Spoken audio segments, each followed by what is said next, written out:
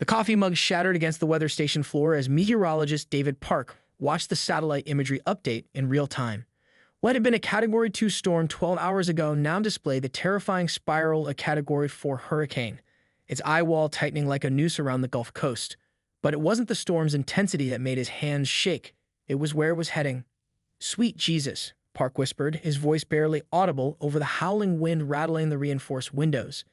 "It's going to hit Paradise Cove dead on." 40 miles south, Paradise Cove Resort buzzed with the oblivious energy of peak tourist season. Families splashed in the crystal-clear Gulf waters while couples strolled the pristine white sand beaches, completely unaware that their tropical paradise was about to become a death trap. The resort's emergency alert system had been down for maintenance since Tuesday, and the skeleton crew of summer workers had no idea what was bearing down on them. Resort manager Elena Vasquez was in her office reviewing the week's bookings when her phone exploded with alerts. Text after text flooded in: hurricane warnings, evacuation orders, emergency broadcasts. Her face went pale as she realized the timeline. The storm would make landfall in 6 hours, and the single causeway connecting Paradise Cove to the mainland was already starting to flood. She burst through the lobby doors, her heels clicking frantically against the marble floor. "Emergency evacuation," she shouted to the stunned front desk staff. "Everyone out now. Get to the PA system and start clearing the resort." But even as the evacuation sirens began to wail across the resort grounds, Elena knew they were too late. Through the floor-to-ceiling windows, she could see the causeway, their only escape route, already submerged under 3 feet of churning brown water. The storm surge was arriving ahead of schedule, and with it came a horrifying realization. 847 guests and 312 staff members were now completely cut off from the mainland. As guests frantically packed their belongings and rushed for the parking garage, reality began to sink in. Cars lined up the causeway entrance, their drivers staring in disbelief at the impassable torrent of water that had swallowed the road. Some attempted to drive through, only to be swept sideways by the current and forced to abandon their vehicles. Paradise Cove was now an island surrounded by a growing sea of floodwater that stretched for miles in every direction. The storm hadn't even made full landfall yet, and already the situation was spiraling into catastrophe. Emergency dispatcher Maria Santos fielded call after desperate call at the regional emergency center. "We have boats en route," she assured each caller, but she knew the truth was far grimmer. The storm surge had created a deadly obstacle course of debris, downed power lines, and unpredictable currents. Conventional rescue boats couldn't navigate the mixture of sand, marsh, and churning water that now separated Paradise Cove from safety. As the hurricane's outer bands began to pummel the resort with 90-mile-per-hour winds, Elena gathered her staff in the reinforced conference room. Outside, palm trees bent nearly horizontal, and the resort's beautiful infinity pool was disappearing under a blanket of sand and debris. "We're on our own," she told her team, her voice steady despite the chaos erupting around them. "Standard rescue operations won't work in these conditions. We need to prepare for the worst and hope someone figures out a way to reach us before this gets any worse." But 40 miles north, Coast Guard Captain Sarah Chen was already staring at the same impossible puzzle, her mind racing through scenarios and solutions that seemed to exist only in the realm of science fiction. Time was running out, and conventional wisdom wasn't going to save the people trapped in Paradise Cove. Captain Sarah Chen stood in the Coast Guard Operations Center, her jaw clenched as she watched red dots multiply across the digital map display. Each dot represented a distress call from Paradise Cove minus 1,159 people trapped on what was now essentially a flooding island, with conventional rescue options dwindling by the hour. "Ma'am, we've lost 2 rescue boats already," Lieutenant Martinez reported, his voice tight with frustration. "The debris field is too dangerous, and the water's too shallow for our larger vessels, but too deep and fast-moving for smaller craft. It's like trying to navigate a blender full of tree branches and car parts." Shen rubbed her temples, feeling the weight of over 1,000 lives pressing down on her shoulders. She commanded rescue operations through 3 major hurricanes, but nothing like this. The storm surge had created a unique disaster scenario. A vast, shallow flood zone filled with debris that made boat rescue nearly impossible and helicopter evacuation too dangerous in the hurricane-force winds. "What about amphibious vehicles?" suggested Petty Officer Williams from across the room. "Don't have any that can handle this terrain," Chen replied, her eyes never leaving the map. "We need something that can skim over water, sand, debris as whatever's thrown at it." She trailed off, a distant memory flickering in her mind. 20 years ago, during her first assignment at Naval Station Corpus Christi, she watched in fascination as military personnel demonstrated an old LCAC, landing craft air cushion. The massive Hovercraft had glided effortlessly over sand, water, and obstacles that would stop any conventional vehicle cold. "Martinez," she called sharply. Get me Admiral Hendricks at Corpus Christi on the secure line. Now, ma'am. Martinez looked confused but immediately reached for the communication panel.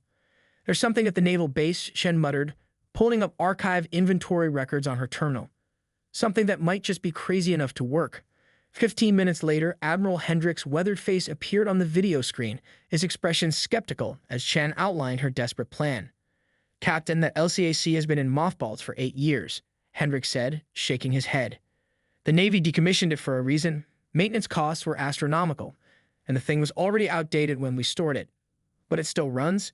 Chen pressed, her voice urgent. Sir, we have over 1,000 civilians trapped, including 200 children. Standard rescue protocols aren't working. This hovercraft might be their only chance. Hendricks was quiet for a long moment, studying Chen through the screen. Behind him, she could hear the controlled chaos of a naval base preparing for hurricane impact. Even if I authorized its use, he said finally, who's going to operate it? The crew that knew that bird retired years ago. It takes specialized training to handle a 180-ton hovercraft in calm conditions, let alone in the middle of a hurricane. Chen felt her heart sink, but then Lieutenant Martinez stepped forward. Sir, I trained on LCAC operations before transferring to the Coast Guard, he said quietly. It's been 6 years, but I remember the basics. And Petty Officer Williams here used to be Navy maintenance. She worked on hovercraft propulsion systems. Williams nodded nervously. I could probably get it running, sir. Might take some creative problem solving, but Hendricks leaned back in his chair, his expression torn between disbelief and admiration. You're talking about taking a decommissioned military hovercraft operated by a rusty pilot and a mechanic who hasn't touched one in years into the middle of a Category 4 hurricane. Do you understand how many regulations this violates? With all due respect, sir, Chen said, her voice steady, those regulations were written for normal circumstances. This isn't normal. We have families with small children trapped in a flooding resort with no other way out. If we don't try something unconventional, we're going to lose them all. The Admiral stared at her for what felt like an eternity. In the background, she could hear the storm intensifying, wind howling around the operations center. Captain Chen, Hendricks said finally, if this goes wrong, it'll be both our careers. Chen looked at the map display, where the red dots continued to multiply as more distress calls poured in from Paradise Cove. If we don't try, sir, careers will be the least of our problems. Hendricks nodded slowly. I'll have the hangar opened and the LCAC prepped for emergency deployment. But Chen, you better pray that old bird remembers how to fly because you're betting a lot of lives on a machine that should have been scrapped years ago. The massive hangar doors groaned open against hurricane-force winds, revealing the LCAC-47 in all its intimidating glory. Even covered in dust and neglect, the 180-ton hovercraft was an imposing sight. Nearly 90 feet long and 50 feet wide, its 4 massive propulsion fans capable of generating enough thrust to lift the behemoth on a cushion of air. Petty Officer Williams approached the craft with the reverence of someone greeting an old friend. She's bigger than I remembered, she muttered, running her hand along the weathered hull. And older. Captain Chen arrived 30 minutes later with a hastily assembled crew of volunteers. The storm had intensified and reports from Paradise Cove were growing more desperate by the hour. Water levels were rising faster than projected, and the resort's backup generators had started failing. How long to get her operational? Chen shouted over the howling wind. Williams was already elbow-deep in the engine compartment, her flashlight beam dancing across corroded components and tangled wiring. The good news is the main engines turn over, she called back. The bad news is everything else. Hydraulic lines are shot, the lift fan bearings sound like a coffee grinder, and half the electrical systems are fried. Lieutenant Martinez climbed into the pilot's compartment, his hands moving over controls he hadn't touched in 6 years. Navigation systems are completely dead, he reported. I'll have to fly this thing by sight and instinct. Chen felt precious minutes ticking away as her team worked frantically to resurrect the dormant machine. Every few minutes, her radio crackled with updates from Paradise Cove that made her stomach clench. The storm's surge was now 6 feet deep in the resort lobby. Guests had been moved to upper floors, but supplies were running critically low, and several elderly guests were showing signs of medical distress. Captain, Williams emerged from the engine bay, her face streaked with grease and concern. I can get her running, but I need at least 4 hours to replace the hydraulic lines properly. Without them, we lose steering control. We don't have 4 hours, Chen replied grimly. People are going to start dying over there. Williams wiped her hands on a rag, her mind racing. I can jury-rig a temporary fix using hydraulic fluid and prayer, but it's not going to hold for long. Maybe 1 round trip if we're lucky. Then we make it count, Chen decided. Load emergency supplies, medical equipment, food, water. We'll evacuate as many as we can on the return trip. As the team worked, Admiral Hendricks appeared in the hangar, his face grim.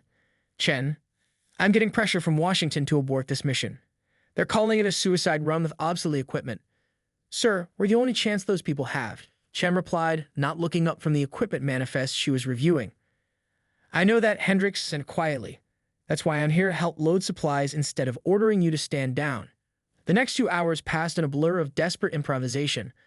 Williams performed mechanical miracles with duct tape and spare parts, muttering creative profanity as she coaxed life back into systems that had been dormant for years. Martinez ran through emergency procedures to have forgotten, while Chen coordinated with emergency services and tried to maintain communication with the increasingly desperate resort. Hydraulics are holding, Williams announced, finally wiping sweat from her forehead. But Captain, I mean about one trip. These patches won't survive much stress. Chen nodded, watching Martinez run through his final pre-flight checks. The storm showed no signs of abating. If anything, it seemed to be intensifying. Through the hangar opening, she could see debris flying past like missiles. Ma'am, Martinez called from the pilot's seat, his voice tight with concern. Weather Service is reporting gusts up to 120 miles per hour along our route. The LCAC can handle some wind at these conditions. Can you fly it or not? Chen asked bluntly. Martinez was quiet for a moment, his hands gripping the controls. I can get us there, he said finally. Getting back, that's going to depend on how much fight this old bird has left in her. Chen's radio crackled with another desperate transmission from Paradise Cove. Resort manager Elena Vasquez's voice was barely audible over static and wind noise. Coast Guard, please respond. We have a medical emergency. Elderly guest with chest pains, possible heart attack. Water level is now at the 2nd floor. We're running out of time. Chen looked around at her makeshift crew, a rusty pilot, a brilliant mechanic working with inadequate tools, and a decommissioned hovercraft held together by determination and prayer. By every rational measure, this mission was doomed to fail. Fire her up, she ordered, climbing into the craft. We're going to get those people. The LCAC's engines roared to life with a sound like controlled thunder. The massive lift fans began to spin, and slowly, impossibly, the 180-ton machine began to rise on its cushion of air. Williams grinned despite her exhaustion. Her mechanical magic was working.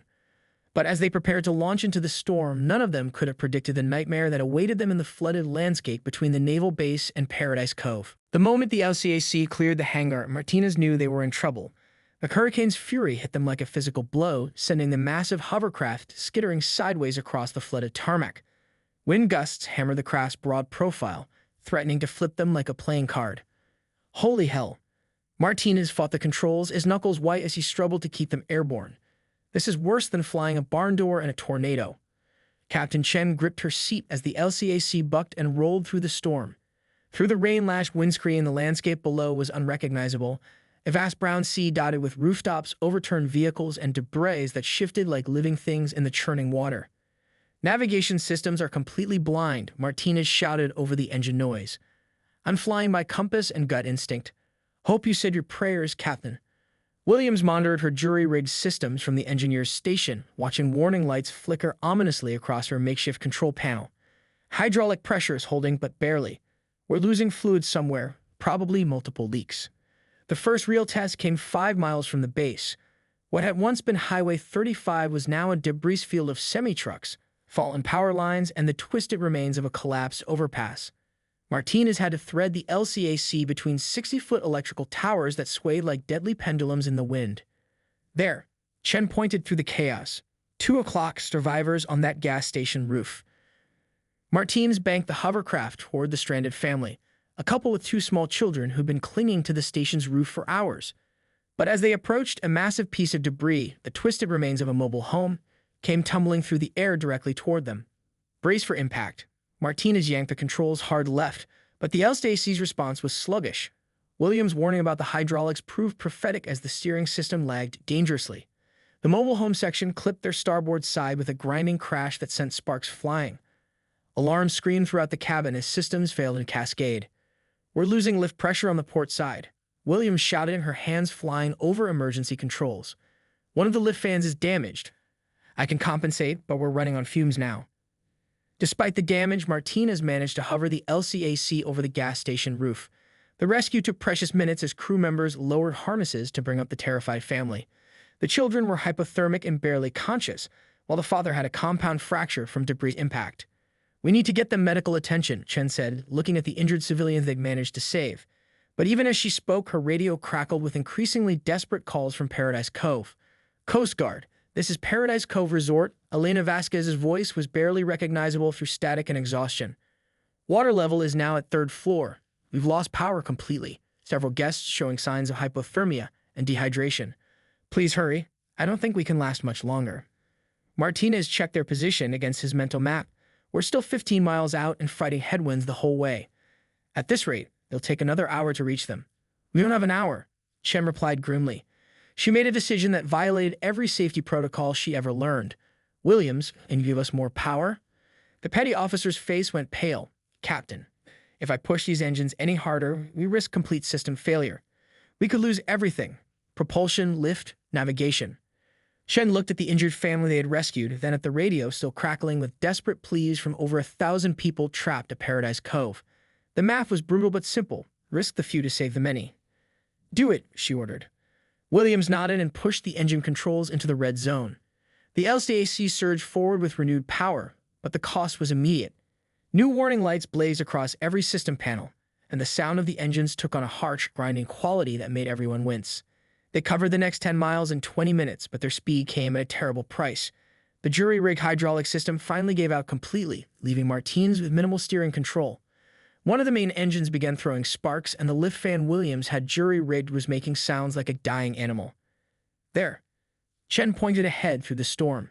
Paradise Cove Resort. The sight that greeted them was heartbreaking.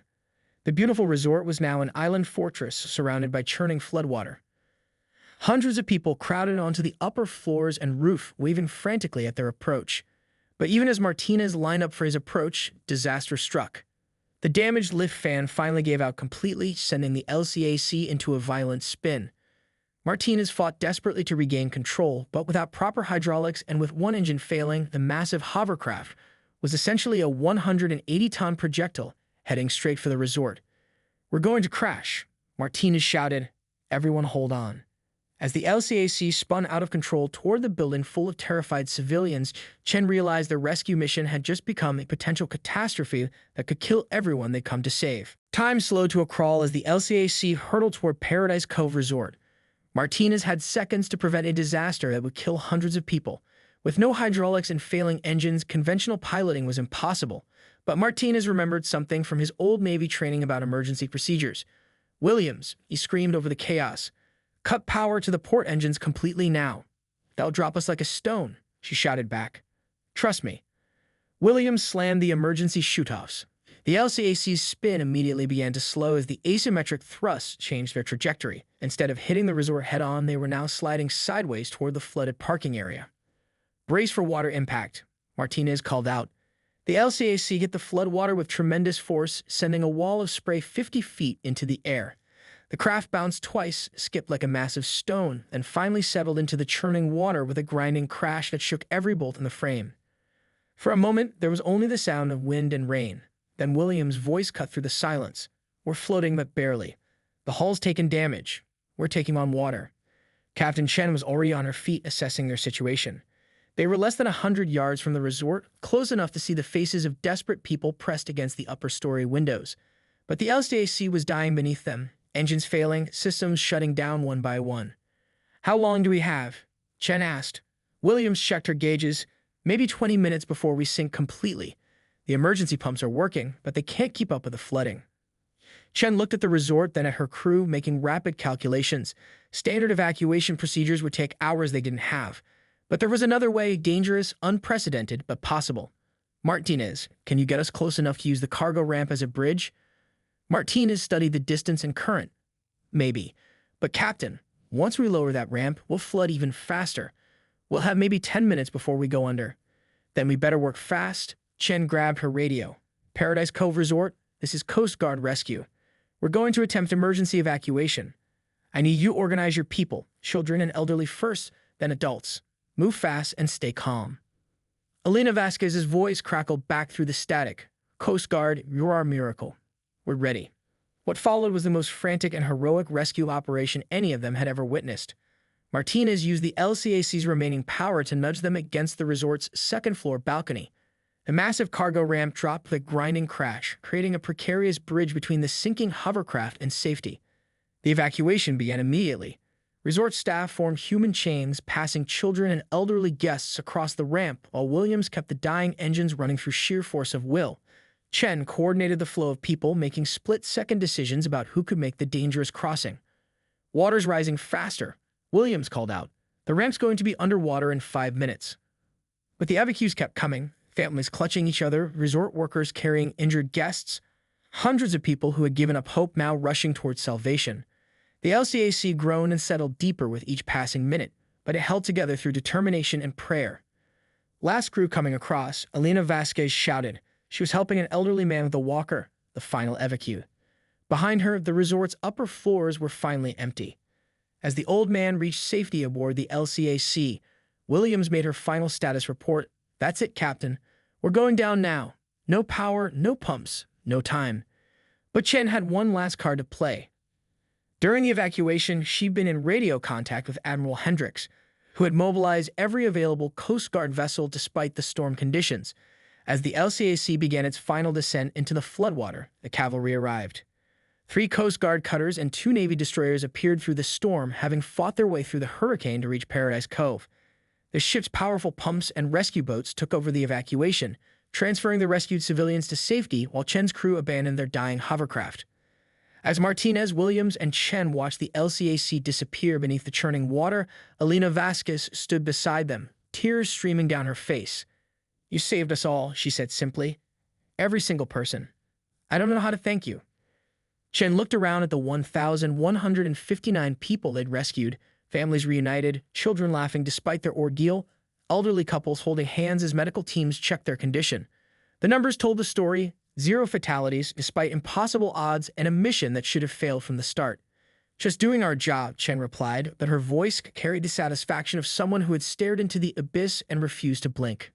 Later, as the hurricane finally began to weaken and the survivors were transported to safety, Admiral Hendricks pulled Chen aside. "That was either the most reckless or most brilliant rescue operation I ever witnessed," he said. "Washington's calling it a miracle." Chen looked back toward where the LCAC had vanished beneath the waves. Sometimes miracles need a little help from obsolete equipment and stubborn people who don't know when to quit. The old hovercraft was gone, but its final mission had been perfect, proof that sometimes the most unlikely solutions are exactly what desperate situations require. In the end, it wasn't advanced technology or perfect conditions that saved Paradise Cove. It was courage, improvisation, and the refusal to accept that some rescues are impossible. The end.